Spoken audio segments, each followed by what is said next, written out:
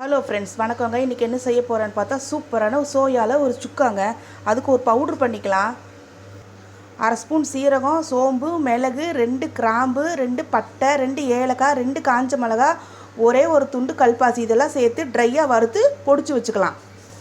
ஒரு கடாயில் 2 ஸ்பூன் கடலெண்ணெய் ஊற்றி கடுகு, சீரகம், சோம்பு போட்டு தாளித்து பாதி பெரிய வெங்காயத்தை பொடியாக நறுக்கி போட்டு ஒரு கொத்து கருவேப்பிலை போட்டு நல்லா வதக்கிட்டு இருக்கேங்க.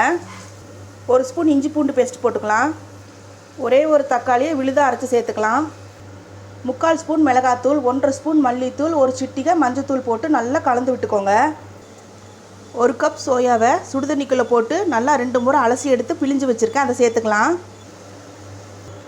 1/2 டம்ளர் தண்ணி சேர்த்துக்கோங்க. தேவையான அளவு உப்பு போட்டுக்கோங்க. வறுத்து பொடிச்சு வச்ச பொடியை சேர்த்துக்கலாம். பொடி சேர்த்ததுக்கப்புறமா நல்லா கலந்து விட்டு மூடி போட்டு மூடி ஒரு 10 நிமிஷம் கழித்து எடுத்து பாருங்கள். சூப்பரான சோயா சுக்கா தயாருங்க.